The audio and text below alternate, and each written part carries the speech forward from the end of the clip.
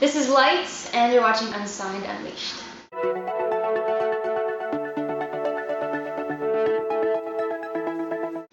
Yeah, so Siberia is, I wouldn't define it as dubstep. You know, I've definitely borrowed some elements because that's what I was being inspired by, and I thought that some of the things that were coming out of the dubstep movement were really cool. But the record was, there are a couple of moments where you can hear some dubstep, like the bass I use in some of them or some of the breakdowns, but largely it was just I wanted to make music that was a reflection of what I liked, and it was a little heavier, which is the way the music was going anyways, because when we play on tour, I have an amazing band, and they all interpret the parts in their own way, and naturally everything gets a little heavier. So it was kind of where I wanted to go on the next record, and bringing Holy Fuck into the picture, actually, who I collaborated with on a bunch of songs on the record, really made a mark on the sound, and gave it this sort of imperfection that brought a cool texture to what was so perfect before. So that was the big one of the big lenders to the sound on Siberia, as well as some dubstep influence, and just, you know, growing as a musician.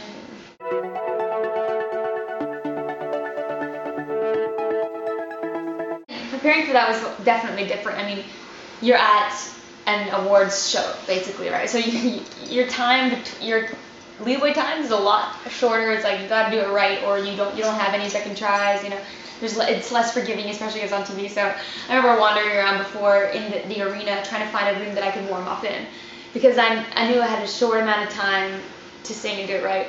So I found this old like a maintenance room or whatever, and started practicing some of the notes, and the maintenance guys were like leaning out like, what are you doing? So it was really funny, and it was definitely nerve-wracking because it's a lot of people you're in front of, and you're doing a collaboration, so it's outside of what you're normally doing. I'm not playing anything, and it's always a little awkward when you're used to playing something on stage to stand up there with nothing. But it was awesome, and it's good to challenge yourself like that. So definitely cool, and I hope a collaboration comes out of it. I mean, he's amazing. I'm a big fan, so it's...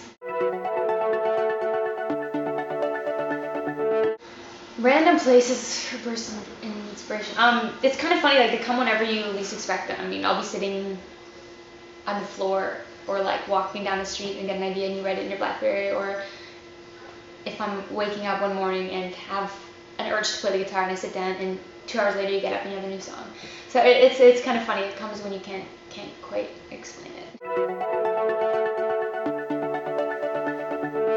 Tim Hortons would be one of them. They make great chicken noodle soup for some reason. I really love Tim's soup. That would be probably the thing that's the hardest to find outside of Canada. Other than that, I mean, everything kind of crosses over. We have ketchup chips, and that's almost impossible to find down here. I've never heard of that ever. Ketchup chips? No. Poutine is another good one. But yeah, you kind of have to be in Montreal for the best stuff.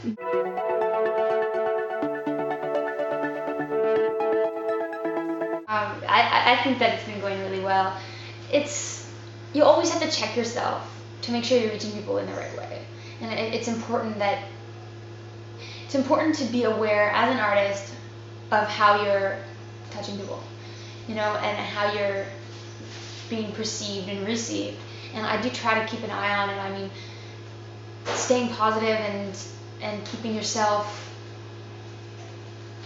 sacrificing for what you're doing. And by that I mean I'm kind of walking in circles. Basically, I spend a lot of time meeting fans and trying to give them a good night and making sure that it's something that they'll remember. And as far as I'm concerned, that's reaching people and making music that gets them through something, or that they can sing along with or escape to for a minute. I mean, I think that's reaching somebody. So it's a constant, I wouldn't say battle because that's kind of a negative connotation, but I'd say it's a constant process of checking yourself and making sure that you're doing the best that you can to move people. So that's I think it's part on my part, and then I'm watching the music reach more and more people, like with the new record that came out, and you see that your hard work pays off, and it's awesome. It's really cool.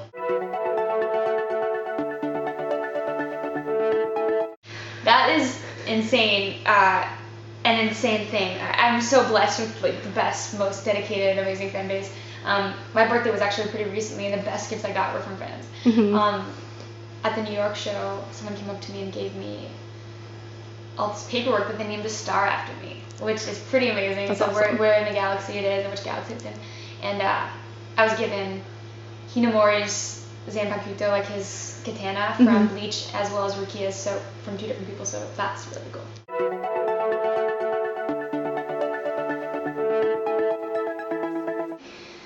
I don't even know. It's hard to. The thing is with making an album, at least in my experience, I think it's different for everybody, but when you make a record, that's indicative of the time and of the place that you're in, and you have to wait to be ushered into a new place of your life. And I feel like these phases come in 1.5 2-year cycles, and you can't really force a next record until you're in that new place. So I think if I were to write something right now, it would probably be similar to Siberia, just based on that I'm still in the world of Siberia and I'm still listening to the same stuff and being moved by the same things. So yeah, it's really hard to say. We'll see. You know, I'm probably gonna start writing a new record next year, and we'll see where that goes. I'll talk to you then and tell you. Awesome. Yes.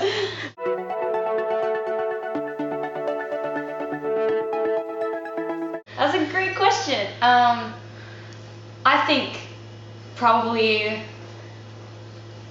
like trying like a stupid sketch comedy thing would be really fun. I really respect comedians' work so much. They're so talented. You have to be so on, and I've done those shows where you're stripped down and it's just me and acoustic, and every flaw, the margin for error is so thin, and every flaw gets pointed at you. So with being a comedian, just talking up there is pretty intense.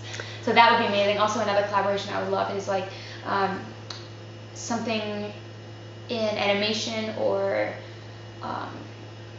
like apps or video games or something like that. I think the collaboration in that respect would be really cool. Awesome. Yeah, you've been doing like classes and stuff, right? Yeah, I'm definitely miles and miles away from actually making something, but it's cool. It's a good goal. Yeah, it's definitely interesting. It's very challenging.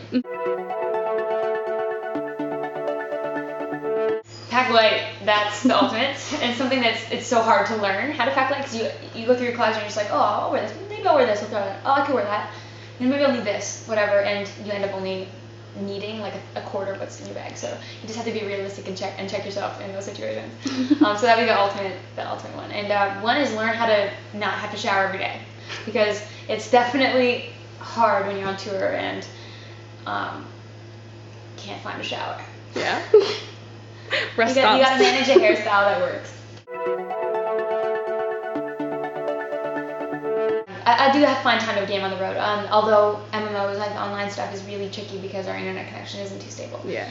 But I do bring out Skyrim on Xbox and Left 4 Dead. These are the two main games I play on the road, at least now. I mean, it kind of changes. Because you don't have to have a connection for that, and it does wind me down, and it's an escape for before the show. I'll jump in to Skyrim like an hour before I go on stage and play for a little bit, or on a day off, I'll spend like 6 hours playing. But it's good to balance it, obviously. Yeah. But it's definitely something I love. I love spending time on, and it's inspiring. And I think there's something to be said for just letting your mind and body relax and drift off a little bit. I'm looking forward to Diablo 3. I'm looking forward to Mists of Pandaria, which I don't know when that's actually being released, but I have a beta key as well. So when I go home, I'll be able to use all these keys when I have a good internet connection. I'm also really looking forward to the new Lara Croft game, the new Tomb Raider, which I think is coming out in like October-ish. A lot of touring this year. It's going to be basically non-stop touring. I mean, this summer's going to be speckled with festivals, and then another big tour this fall, I hope. But largely touring. I'm looking forward to seeing everybody, and I'm hopefully getting back in the studio next year. But this year, lots of shows, so make sure it's imlights.com/tour, and all the dates will be put up there every time I add new stuff.